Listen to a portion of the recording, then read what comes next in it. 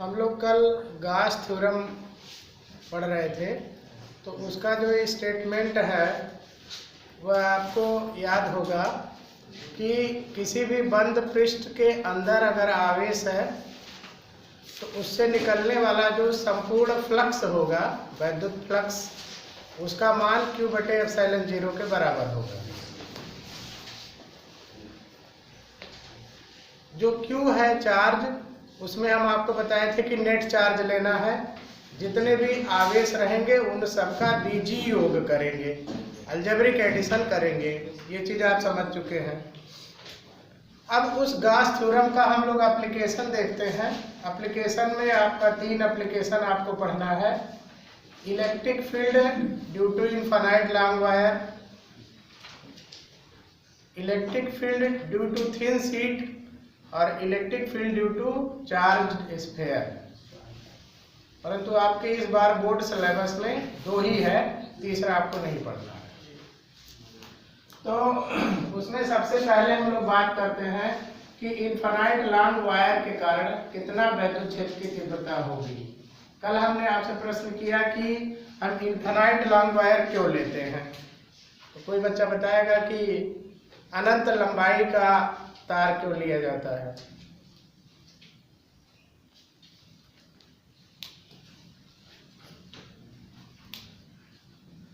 नहीं स्पष्ट है। देखिए उसका ये रीजन होता है, आपकी किताब में लिखा गया है कि जो इनफाइनाइट लॉन्ग वायर है वह सममित व्यवहार करता है, सिमेट्रिक बिहेव करता है। अब सममित व्यवहार कैसे करता है उसको थोड़ा सा आपको समझना पड़ेगा। जैसे सपोज करिए कि ये कोई इनफाइनाइट लॉन्ग वायर है ना, और इस पर एक बराबर बराबर दूरी पर आवेश है, ठीक है। इसको क्या कहा जाता है कि एक समान, इसका जो घनत्व है वो हर जगह समान है। इसको हम लोग रेखीय आवेश घनत्व कहते हैं। रेखीय आवेश घनत्व का अर्थ है कि एकांक लंबाई पर कितना आवेश है। जैसे इसको हम लैम्डा से व्यक्त करते हैं, रेखीय आवेश घनत्व को। रेखीय आवेश घनत्व बराबर कुल आवेश बटे कुल लंबाई पर। तो अगर कुल इस पे जितने आवेश की मात्रा है उसमें अगर आप कुल लंबाई से भाग कर देंगे तो एकांक लंबाई पे कितना आवेश होगा उसका मान निकल जाएगा। इसी को हम लोग लैम्डा से व्यक्त करते हैं। इसका क्या उपयोग है? इसका मात्र एक उपयोग है पूरी मतलब फिजिक्स में। रेखीय आवेश घनत्व, क्षेत्रीय आवेश घनत्व, आयतन आवेश घनत्व 3 प्रकार का होता है। इसका उपयोग वही है कि एकांक लंबाई पे अगर मालूम है कितना आवेश है, तो अगर किसी लंबाई पे आपसे पूछा जाए कितना आवेश होगा तो आप बता देंगे। जैसे सिंपल सा उदाहरण आप व्यवहारिक लीजिए कि आप सब्जी खरीदने जाते तो पूछते हैं भैया आलू क्या रेट, तो वो बता देता दुकान वाला। उसमें मल्टीप्लाई करके, गुणा करके आप समझ जाते हैं कि भाई हम इतने किलोग्राम आलू लेंगे तो हमको इतना पैसा देना पड़ेगा।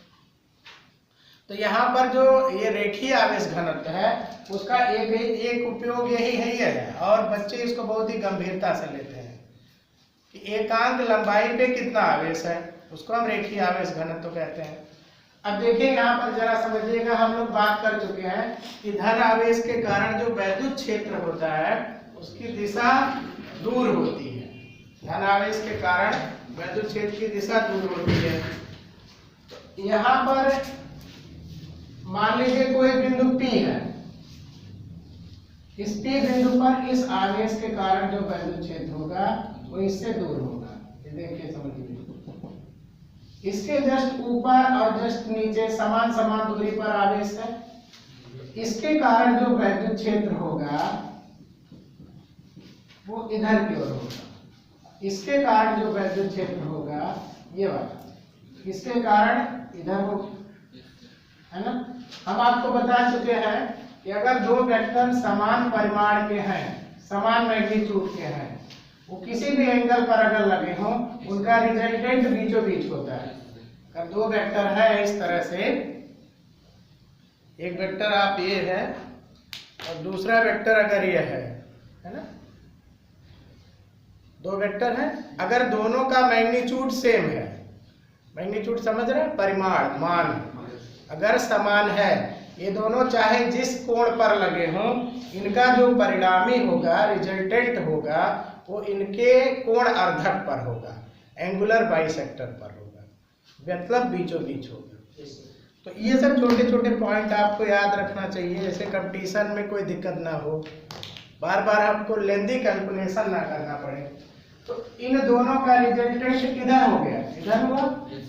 अब देखिए ये तीसरा अगर चार्ज है, इसके कारण इलेक्ट्रिक फील्ड इधर होगा, इस पॉइंट से जितना ऊपर नीचे उतना नीचे, अप और डाउन। यहाँ भी एक चार्ज है, इसके कारण भी इलेक्ट्रिक फील्ड किधर होगा, इधर होगा। फिर इन दोनों का रिजल्टेंट बीचों बीच होगा। तो फाइनली इस निष्कर्ष पर आप पहुंचे कि अगर यह इनफाइनाइट लॉन्ग वायर है तो इसके कारण इलेक्ट्रिक फील्ड का direction perpendicular to the wire in every direction. सीधा सीधा समझ में आ रहा है ना बात, कि उस वायर के परपेंडिकुलर हर दिशा में इलेक्ट्रिक फील्ड की दिशा आप लेंगे। जैसे सपोज करिए ये कंडक्टर वायर है, तो इसके कारण इलेक्ट्रिक फील्ड किधर होगा, इधर इधर इधर, इसके परपेंडिकुलर हर तरफ होगा। यानी उस तार के लंबवत वैद्युत क्षेत्र की दिशा सदैव क्या होगी, लंबवत होगी, लंबवत होगी। अगर यह तार छोटा लेंगे तो उस तार के सिरे पर वैद्युत क्षेत्र लंबवत नहीं होगा। समझ में आ रहा बात। यही व्याख्या आप अनंत लंबाई के चद्दर के साथ भी करेंगे। इस पॉइंट को बच्चे मोस्टली रट लेते हैं कि अनंत लंबाई के आवेशित तार के नाते वैद्युत क्षेत्र हम निकाल तो लेते हैं, लेकिन हम ये कभी नहीं गौर करते हैं कि हम क्यों अनंत लंबाई का लेते हैं। अनंत शब्द फिजिक्स में एक कंपैरेटिव वर्ड है, तुलनात्मक शब्द है। कैसे आप समझिएंगे इस चीज को।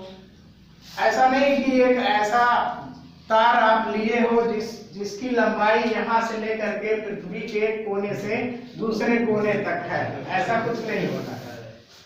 ऐसा नहीं होगा कि जो वायर होगा वो पूरा यहाँ से लेके यहाँ तक। अनंत कैसे आप व्यवहार करेंगे, अनंत जैसी स्थिति, उसको समझने के लिए इस तरह से आप देख सकते हैं कि यह आवेशित तार है, इस तार से बहुत अल्प दूरी लीजिए। अब किताब में या जो भी इसको हम लोग जब बताते हैं आपको, तो ये दूरी ज्यादा ले लेते हैं। अगर इस वायर के लेंथ के कंपैरिजन में इस डिस्टेंस को बहुत कम लीजिए तो ये वायर कैसा व्यवहार करेगा, इनफाइनाइट बिहेव करेगा। माने तार के लंबाई के तुलना में तार से दूरी अगर बहुत कम लेंगे तो वो कैसा व्यवहार करेगा, तार अनंत व्यवहार करेगा।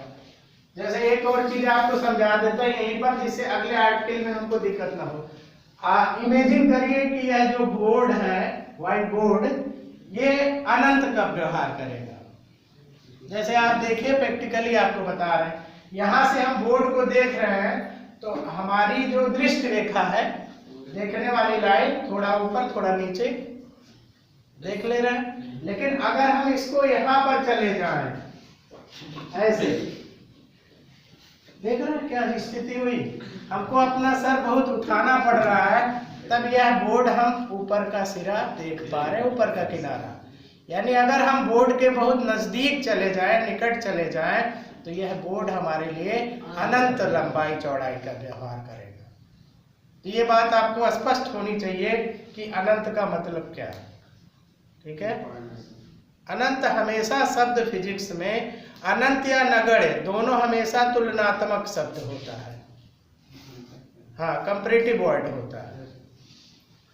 तो यहाँ पर आपने ये समझ लिया कि इनफाइनाइट लॉन्ग वायर इसलिए लेंगे क्योंकि इलेक्ट्रिक फील्ड का डायरेक्शन जो है वो परपेंडिकुलर टू दी वायर होगा। यानी कुछ इस प्रकार से आप समझ सकते हैं इसको।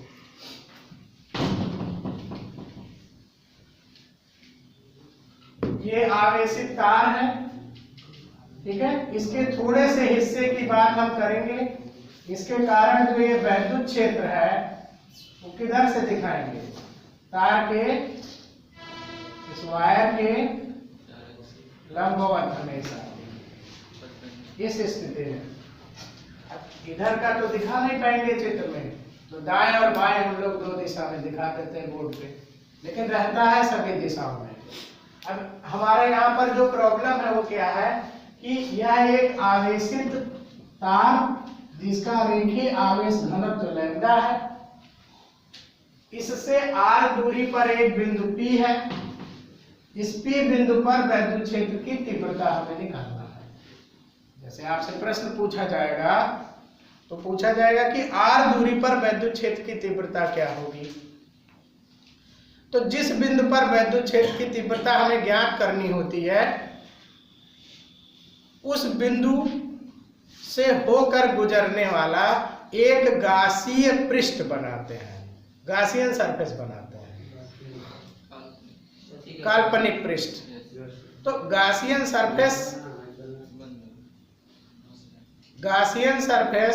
किस प्रकार से बनाया जाएगा,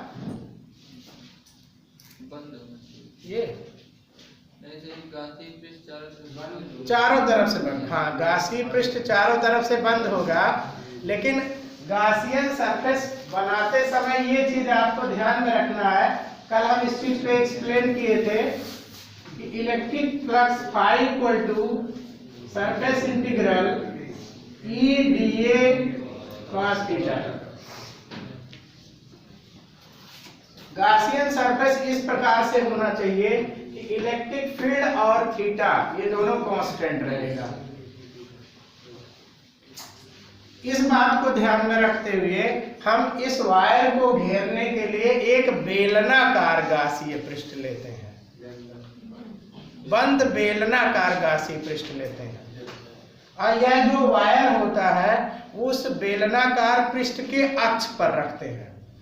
जैसे आप एक टिन का डिब्बा ले लीजिए, बेलनाकार डिब्बा, और उसके बीचों बीच इस वायर को ऐसे नीचे से ऊपर डाल दीजिए, तो इस वायर का कुछ हिस्सा उस डिब्बे के अंदर बंद हो जाएगा। तो यहाँ पर जो हम गासियन सरफेस लेते हैं वह इस तरह से लिया जाएगा।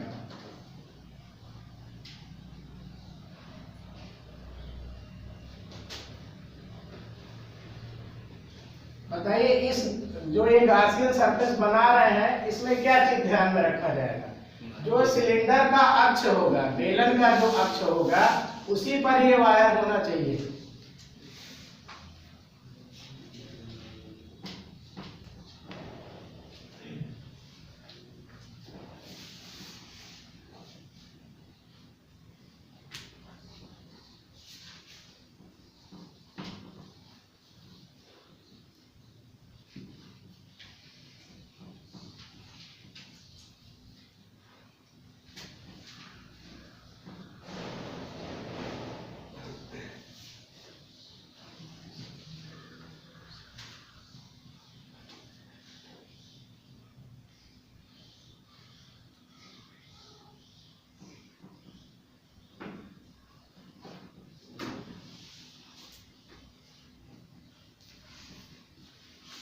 आप यहाँ ध्यान दीजिए, जो पोर्शन इस सिलेंडर के अंदर है उस पोर्शन को हम डाट डाट दिखाए हैं कि ये आवेशित तार का इतना हिस्सा इस गासियन पृष्ठ के अंदर हो गया।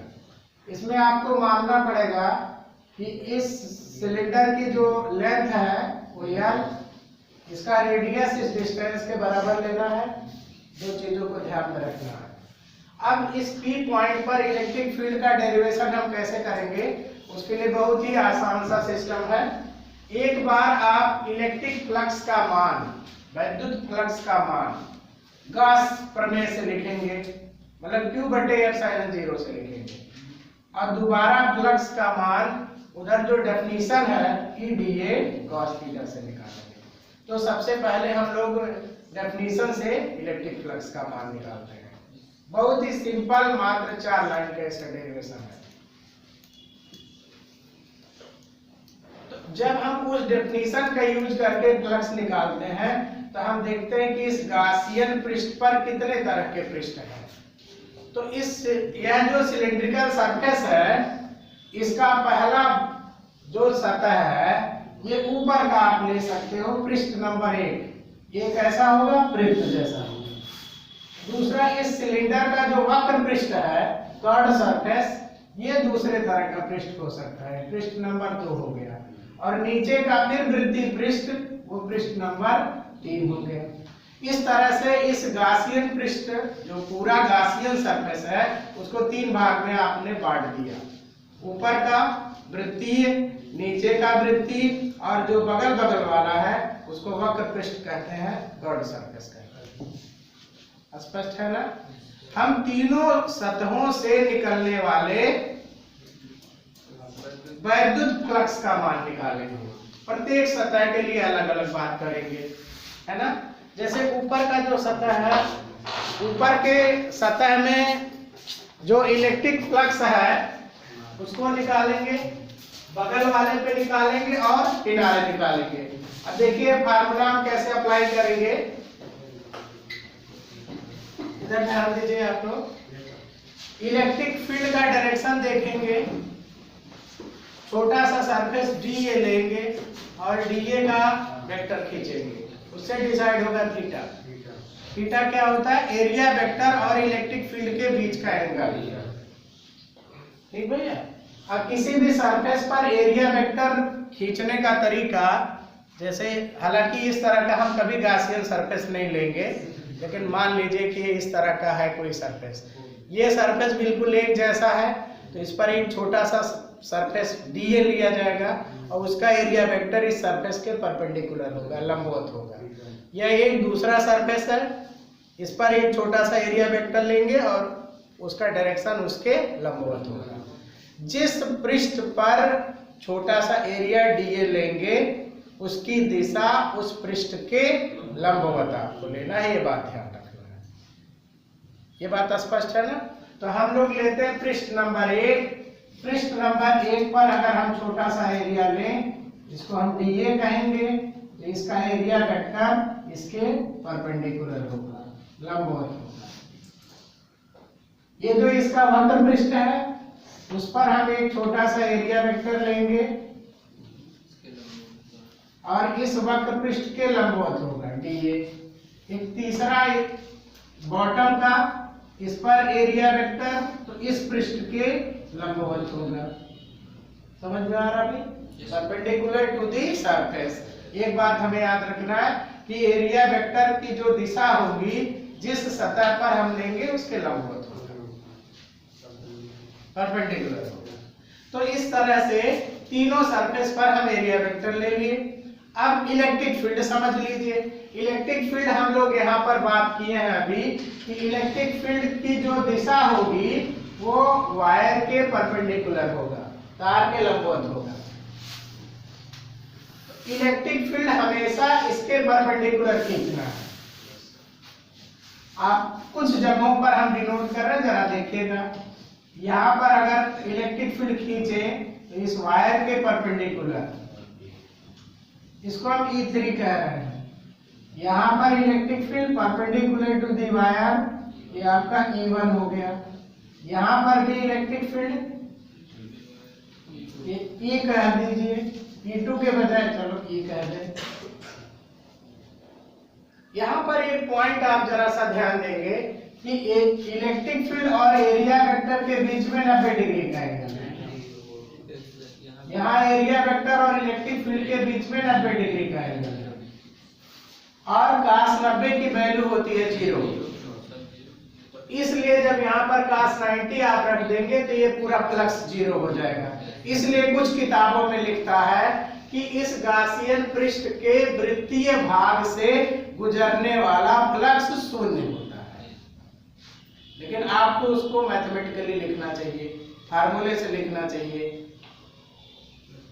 अब एक पॉइंट यहाँ पर ध्यान देंगे, यहाँ सबसे बड़ी मेहरबानी इस 90 डिग्री की है, नहीं तो यहाँ पर इतना टेक्निकल हो जाता है ये मामला कि हम इस पर फ्लक्स का मान नहीं निकाल पाते। कारण जान रहे क्या है कि इस वायर के नजदीक इलेक्ट्रिक फील्ड अलग होगा, दूर अलग होगा और अलग होगा। इसके हर जगह पर इलेक्ट्रिक फील्ड बदलेगा, इलेक्ट्रिक फील्ड चेंज होगा और एरिया वेक्टर तो परपेंडिकुलर टू दी सर्किल होगा।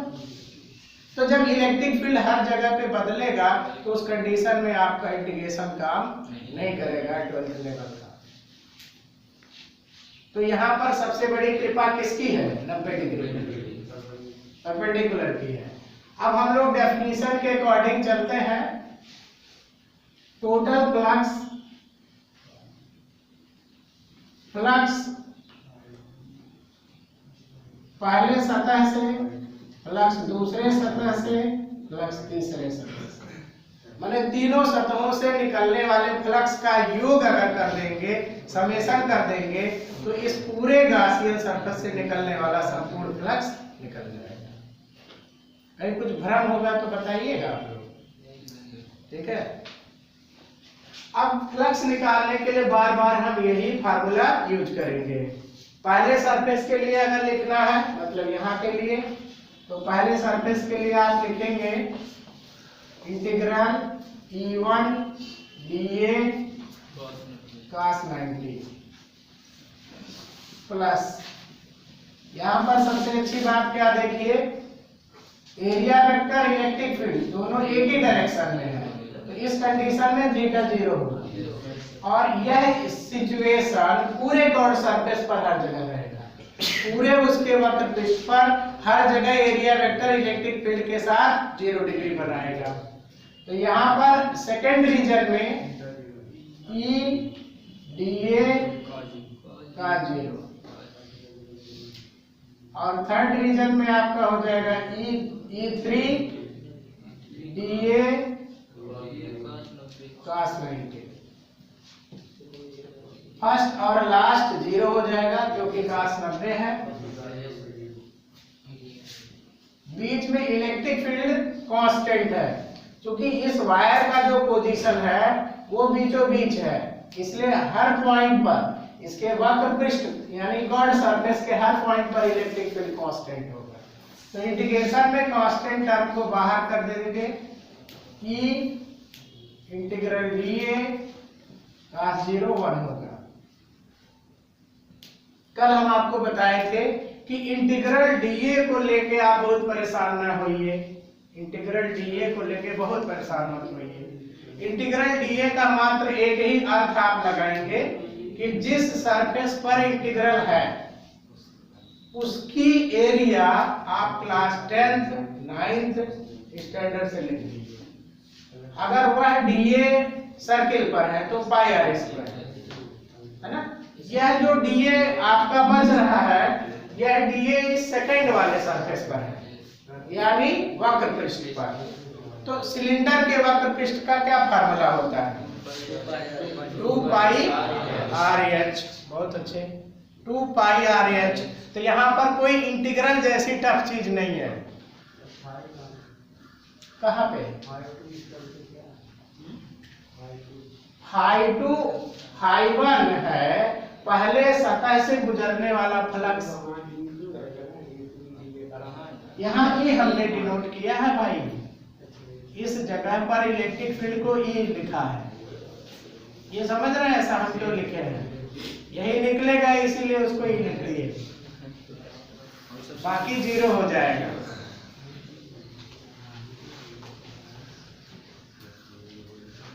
Total flux I equal to E, यहाँ पर D आप ध्यान दीजिए, अभी आपने फार्मूला बताया है 2 पाई RH। तो इसका रेडियस तो R है, लेकिन H की जगह पर हमने L लिया, तो 2 पाई RL। ये आपका हो गया संपूर्ण फ्लक्स परिभाषा के अनुसार, डेफिनेशन के अनुसार। ठीक है। अब हम लोगों को अगला क्या बातचीत करना है कि इस गॉसियन पृष्ठ के अंदर कितना आवेश बंद है। अभी देख लीजिए, ये जो पूरा चित्र है, ये पूरे चित्र पर हमने कहीं आवेश नहीं दिखाया है। उसका रीजन ये था कि ये जो आवेशित तार है वो यहाँ पर आपके पास डायग्राम है, बगल में हम बना रखे हैं। इसी प्रकार से ये भी आवेशित तार है, लेकिन आप यहाँ पर पॉइंट जरा सा गौर करिएगा तो ध्यान देना है। जब हम गास थ्योरम अप्लाई करते हैं तो यह आवेशित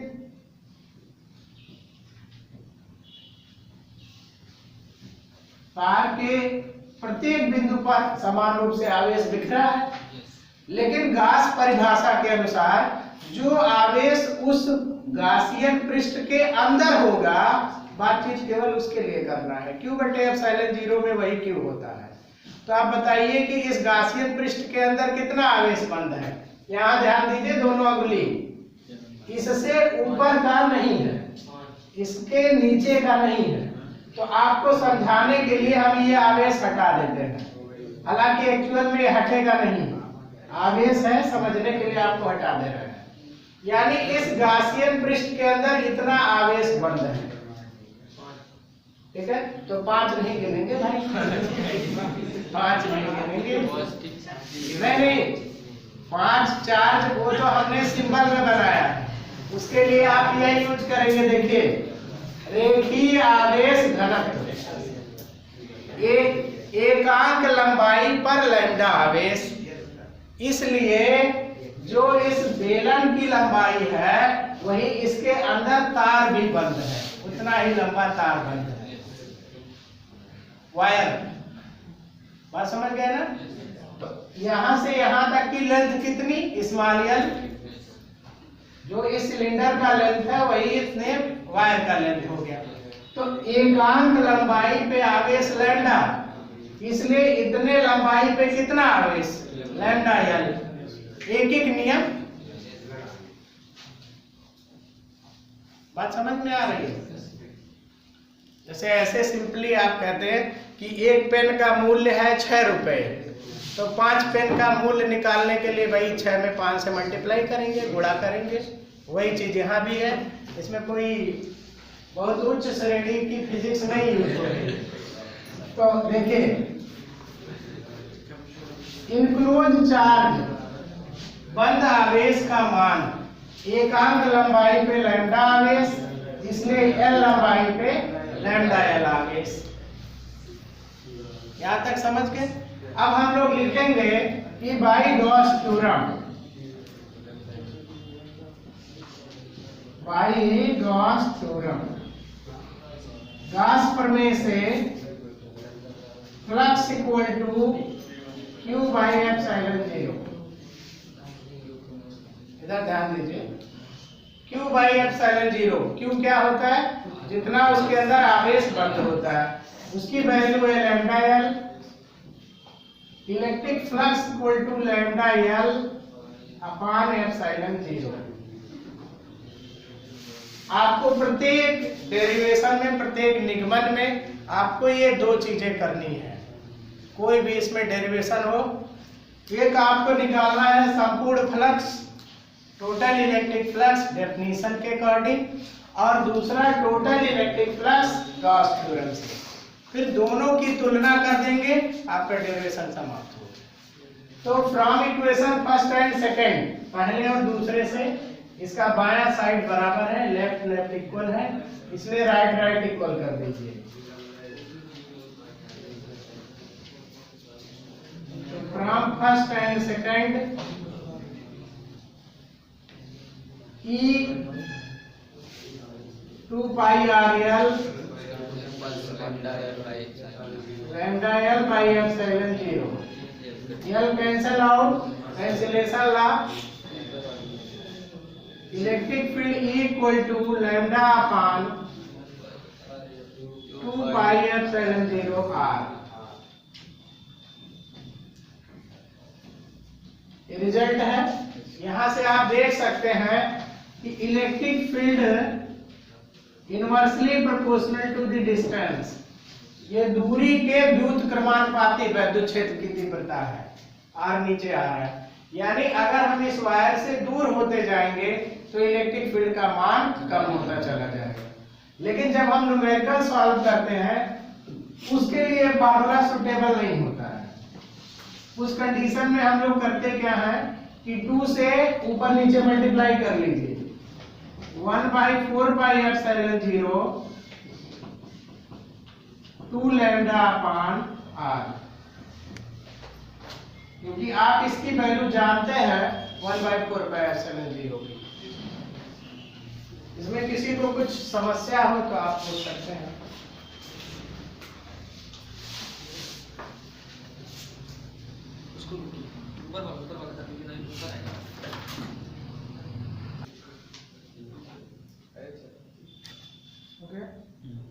हाँ देखिए, अब हम लोग यहाँ पर निकालेंगे अनंत लंबाई के पतले चद्दर के नाते वैद्युत क्षेत्र की तीव्रता। इसका क्षेत्रीय आवेश घनत्व सिग्मा है, यानी एकांक क्षेत्रफल पर सिग्मा आवेश है। टारगेट इसमें यह है कि इस शीट से r डिस्टेंस पर एक पॉइंट P है। इस P पॉइंट पर हमको इलेक्ट्रिक फील्ड की इंटेंसिटी निकालनी है, यानी वैद्युत क्षेत्र की तीव्रता निकालना है। तो इस P पॉइंट को धारण करने वाला एक बेलनाकार गासीय पृष्ठ हमने लिया। इस बेलन की लंबाई 2r है। एक पॉइंट यहाँ पर ध्यान देंगे कि शीट से जितना आगे निकलेगा उतना पीछे होगा। इस शीट के दोनों तरफ से आकर के इस तरह से हाफ बेलन क्लोज हो गया है, बंद हो गया है। तो इस गासियन पृष्ठ के अंदर शीट का इतना हिस्सा इनक्लोज हो गया, मतलब बंद हो गया, जितना हमने सेट कर दिया। इस सिलेंडर का रेडियस स्मॉल a ज्यूम करिए। अब इससे निकलने वाला जो टोटल फ्लक्स है वह टोटल फ्लक्स ∅ ∅1 प्लस ∅2 प्लस ∅3। आप 3 लिख सकते हैं या आपकी इच्छा हो तो आप 4 लिख सकते हो।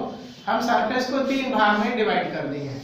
पहला इधर का सर्कुलर रीजन नंबर 1, दूसरा इस सिलेंडर का कर्व्ड सरफेस, इस पूरे रीजन को हमने सेकंड रीजन दिया है नाम। हालांकि यह टेक्निकल रीजन है, लेकिन इजी क्यों हो रहा है? क्योंकि इलेक्ट्रिक फील्ड और एरिया वेक्टर यहाँ भी लंबवत है, 90 डिग्री पर है, इसीलिए cos 90 0 हो जाएगा। और थर्ड जो एरिया है वो इधर का सर्कुलर रीजन है। तो इस तरह से पहला रीजन ये, दूसरा ये आपका कर्व्ड सरफेस और तीसरा ये आपका सर्कुलर रीजन। तीनों में हम फ्लक्स लिखेंगे। तो पहले रीजन में इलेक्ट्रिक फील्ड और एरिया वेक्टर दोनों सेम डायरेक्शन में है, तो यहाँ पर थीटा 0 होगा। आप यहाँ पर पॉइंट ध्यान देंगे, इस शीट से आगे जितना सर्कुलर रीजन है उतना पीछे भी सर्कुलर रीजन है, इसलिए यहाँ भी इलेक्ट्रिक फील्ड हमने E डिनोट किया है और यहाँ भी इलेक्ट्रिक फील्ड E है। दोनों सेम इसलिए लिख पा रहे हैं। अगर दोनों अनइक्वल डिस्टेंस होता तो हम दोनों तरफ इलेक्ट्रिक फील्ड E नहीं लिखते। ये इसमें टेक्निकल पॉइंट है, ध्यान दीजिए। तो पहले रीजन का फ्लक्स हो गया integral E dA cos 0। Second region में इलेक्ट्रिक फील्ड यहाँ E2 डिनोट कर दे रहे हैं। इलेक्ट्रिक फील्ड हालांकि यहाँ से लेके यहाँ तक हर पॉइंट पर इलेक्ट्रिक फील्ड वेरी करेगा, यानी चेंज होगा। इस चद्दर से अलग अलग डिस्टेंसेज पर इलेक्ट्रिक फील्ड की वैल्यू अलग अलग होगी, लेकिन थीटा 90 है इसलिए यहाँ पर सकून है। बात समझ में आ रहा है? ये है इसमें मेन चीज। तो इसको हम E2 ही लिख दे रहे हैं, हालांकि ये पूरा E2 चेंज होगा। E2 dA cos 90 plus third region, यानी इस सर्कुलर रीजन का जब आप लिखेंगे तो सेम E dA cos 0। यहाँ पर इलेक्ट्रिक फील्ड एरिया वेक्टर दोनों सेम डायरेक्शन में है। आप ध्यान देंगे कि फर्स्ट और लास्ट टर्म सेम है, दोनों ऐड होके दुगना हो जाएगा 2 टाइम्स E dA, और ये cos 90 होने के कारण ये पूरा 0। इलेक्ट्रिक फील्ड कांस्टेंट है, क्योंकि इस ढक्कन से चद्दर की दूरी, हर पॉइंट की दूरी क्या होगी? सेम होगी, इसलिए हम इलेक्ट्रिक फील्ड बाहर कर लेंगे। और ये आपका dA। फिर आपको ध्यान देना है कि ये dA आखिर किस पर बच रहा है? इस सर्कुलर रीजन का dA है, तो इसके इंटीग्रल का मतलब इस सर्किल की एरिया,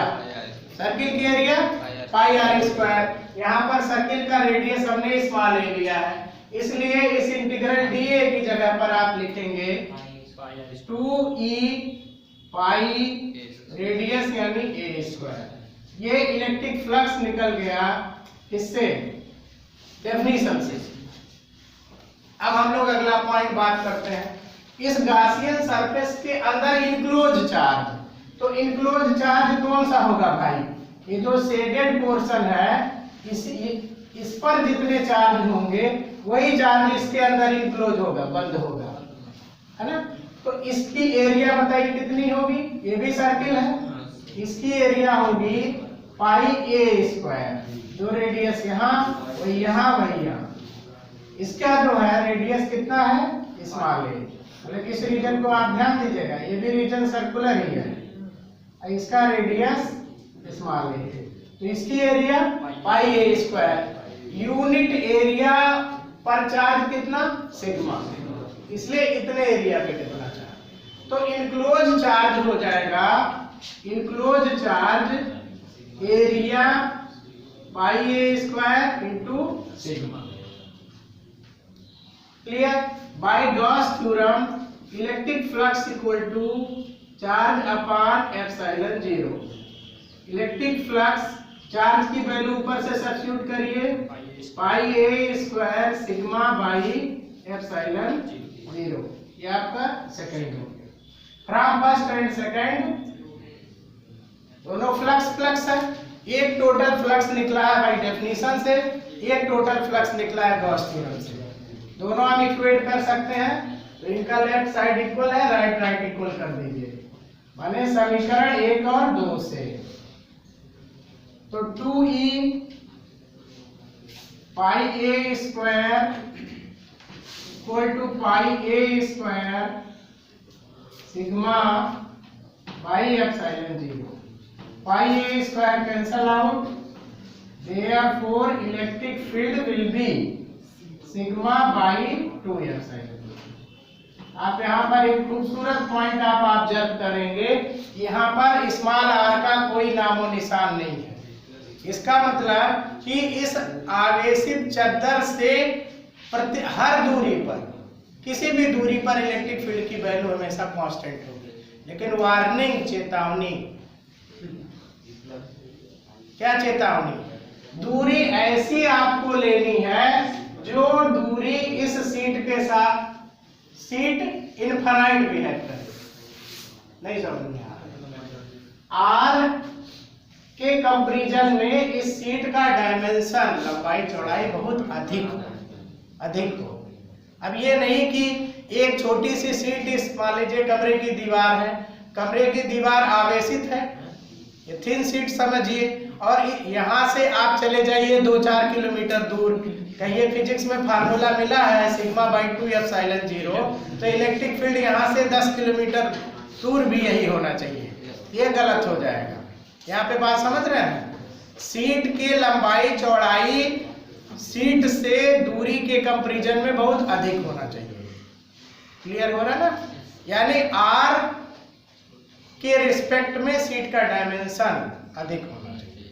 अगर सीट इनफाइनाइट बिहेव कर रहा है तो सीट के नियरेस्ट सीधा आ जाइए, सीट के नजदीक निकटवर्ती प्रत्येक बिंदुओं पर वैद्युत क्षेत्र की तीव्रता का मान सिग्मा बटे 2 एप्सिलॉन। लेकिन बिंदु कहाँ रखना है? निकटवर्ती बिंदु लेना है। इसको निकटवर्ती बिंदु पे